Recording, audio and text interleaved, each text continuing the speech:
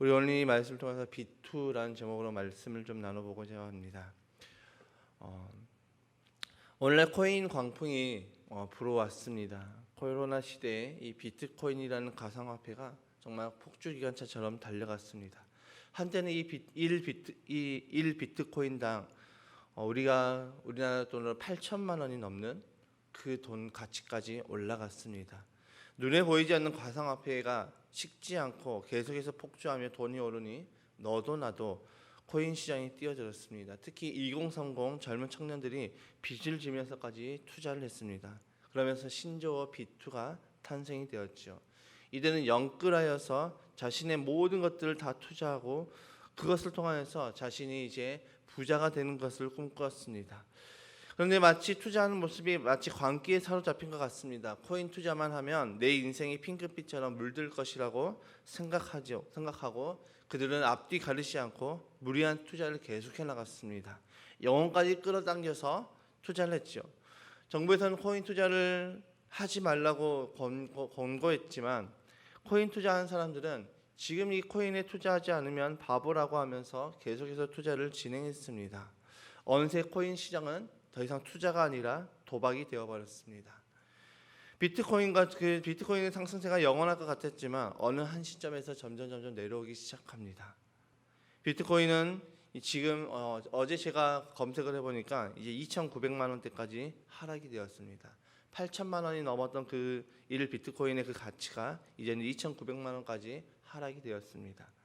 최근에 논란이 되었던 이 루나코인이라는 것이 있는데 그것은 99.999%가 하락이 되었습니다. 휴지 조각이 되어버린 것이죠. 어떤 사람이 자신의 그 잔고를 1억이 만 원이 되는 것을 보여주면서 그것을 인증해 주었습니다.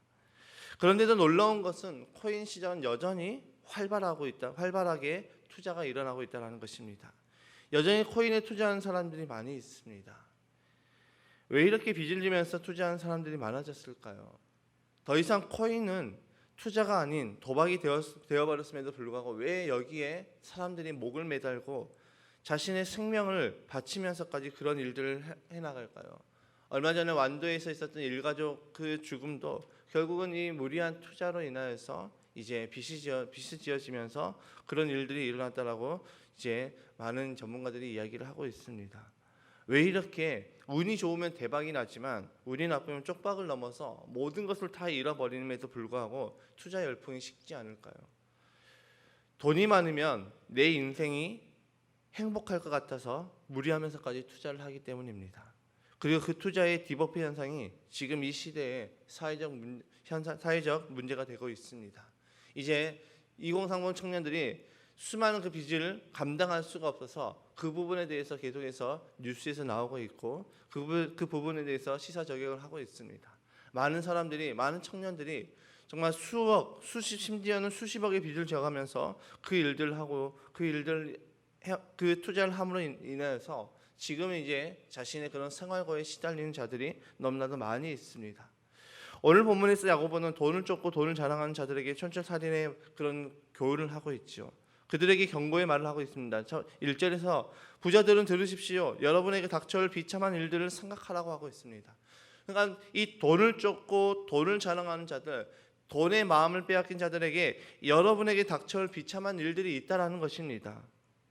그러면서 그 비참한 일들이 무엇입니까? 2절의 말씀을 보니까 여러분의 재물은 썩는다는 것입니다. 돈이 영원하지 않는다는 것이죠. 그리고 3절에 여러분의 금과 은은 녹이 쓴다는 것이죠.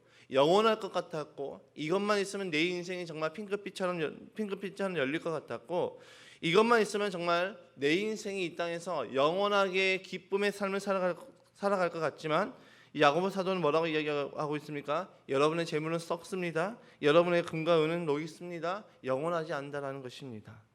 부자들이 자랑하고 기뻐하는 그 재물은 썩어지고 결국 없어진다는 것이죠. 이 말은 무엇입니까? 이 말을 우리가 잘못 오해해서 그래 부는 무조건 죄야. 이 땅 가운데서 살아가면서 크리스찬이 부를 축적하는 것은 무조건 죄라고 인식하는 것이 아닙니다. 우리의 마음을 어디에 두어야 되는지를 교훈하고 있지요. 야고보 사도는 우리가 바라보는 이 돈과 부는 영원하지 못하며 썩어 없어진다라고 말씀하고 있습니다. 돈을 사랑하는 것 그것은 일만하게 뿌리라고 사도 바울이 이 디모데에게 교훈하였습니다. 돈은 실제적이고 굉장히 민감합니다. 돈 때문에 행복한 사람도 있고 돈 때문에 불행한 사람들도 있습니다. 그런데 참 재미있는 것은 돈이 많다고 해서 무조건 행복한 것이 아니라 돈이 많아도 불행한 사람이 있습니다. 또 반대로 돈이 없다고 무조건 불행한 것이 아니라 돈이 없어도 행복한 사람이 있습니다. 그러니까 돈의 기준이 돈이 많고 적음에 따라서 우리의 행복이 결정되어지는 것이 아니라 이 세상의 즉 물질이 이 세상에 추구하는 부가 행복의 조건이 아니라는 것을 우리에게 단면적으로 보여주고 있죠. 물론 돈이 많으면 우리의 생활이 윤택해질 수 있고 우리의 생활이 편해질 수 있습니다. 그래서 수많은 사람들이 돈을 사랑하고 돈을 쫓아가고 있지요. 왜냐하면 내 인생이 조금 더 편해지고 내 인생이 조금 더 많은 것들을 누리고 싶어서 그 돈을 쫓아가고 있습니다.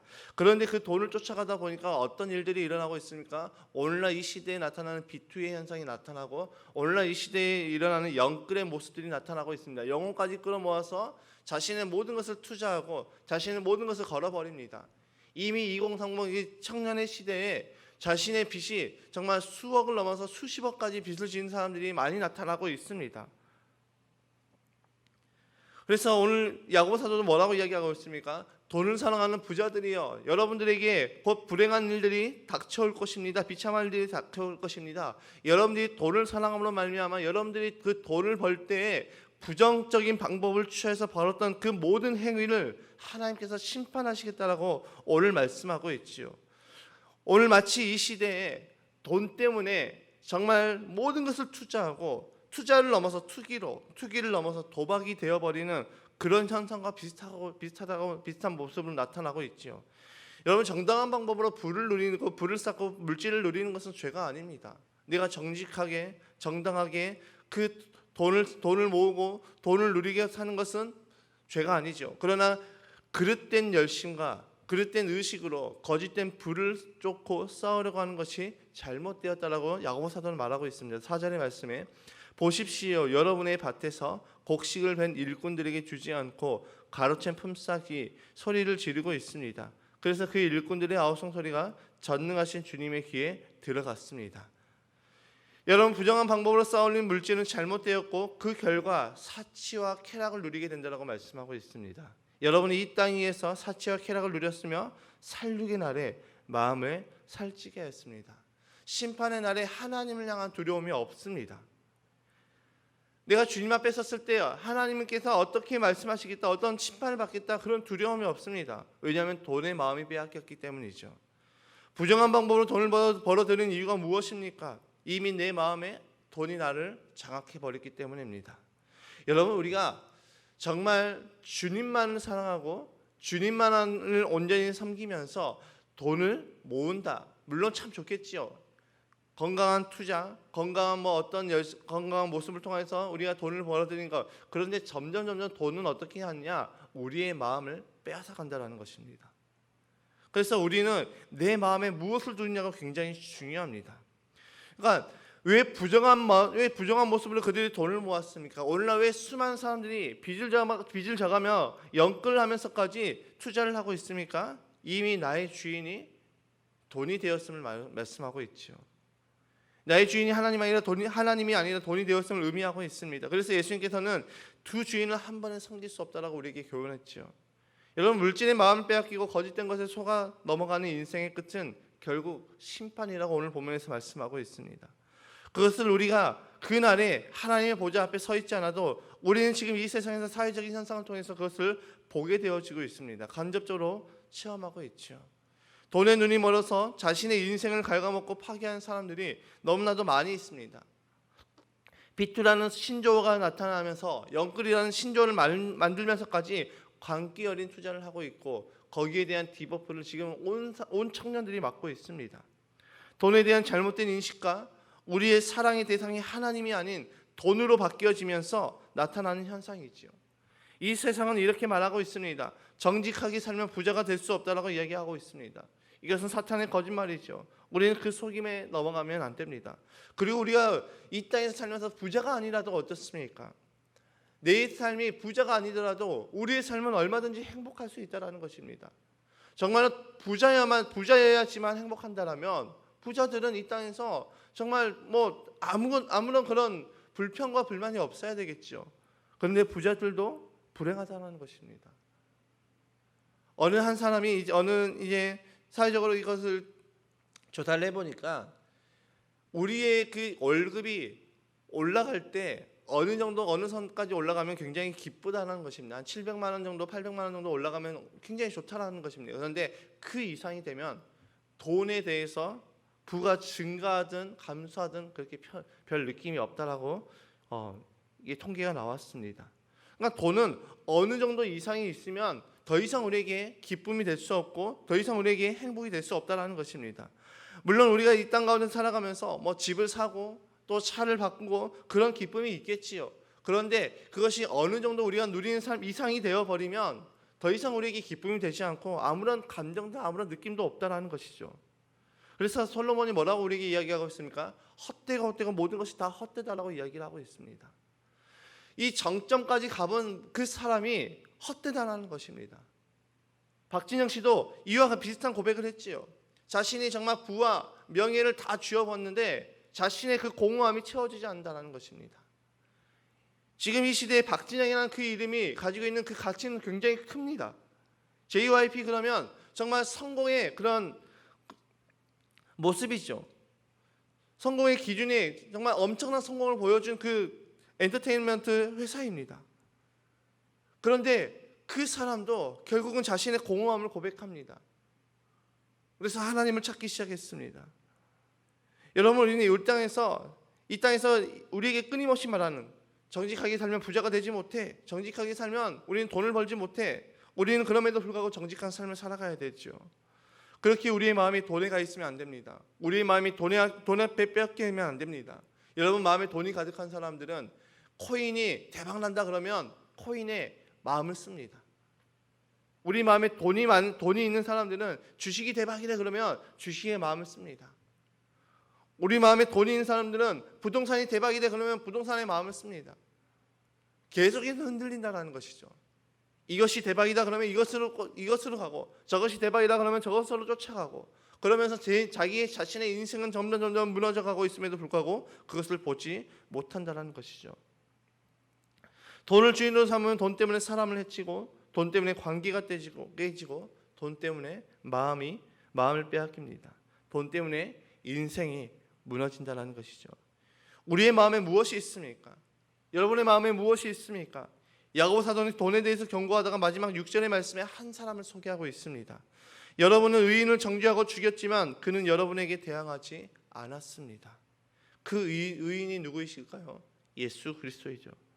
내 마음에 돈을 품고 살아가면 행복하지 않습니다. 내 마음에 돈을 품고 가면 우리는 주변을 의식합니다. 최근에 한 업체에서 이제 로또가 역대 당첨이 된 사람에 대해서 이제 조사를 했던 적이 있습니다. 많은 사람들이 그런 이야기가 있는데 역대 가장 많은 그 금액이 두 번째로 된 280억 정도에 당첨된 사람이 이제 어떻게 됐는가 보니까 그 사람이 이제 당첨이 되고 나서 서울에 집을 두 채를 사서 내 집 마련을 이루었습니다. 그리고 또 이제 40억 정도를 이제 병원을 투자한다, 병원을 세운다라고 이렇게 했다가 그 40억을 사기를 당했습니다. 또 나머지 돈은 주식으로 다 날려버렸습니다. 그리고 이제 주식으로 날려서 점점 어떻게 되느냐, 자신이 샀던 그 두 채의 집까지 다 잃었습니다.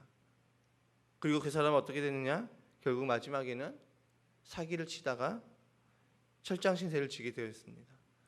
여러분, 우리가 그렇게 바라고 있었던, 정말 내가 그 금액만 있으면, 내가 이것만 되면, 내가 거기까지만 올라가면 내 인생이 정말 성공할 것 같고, 내 인생이 정말 핑크빛같이 변할 것 같고, 내 인생이 정말 행복이 넘칠 것 같지만, 역대 로또가 당첨되신 분들에 대해서 이야기를 나눴을 때 제대로 잘 된 사람이 거의 없다는 것입니다. 얼마 전에 뉴스를 봤는데 로또 1등에 당첨됐던 한 사람이 좀도둑질을 하다가 감옥에 갔다는 뉴스를 봤습니다.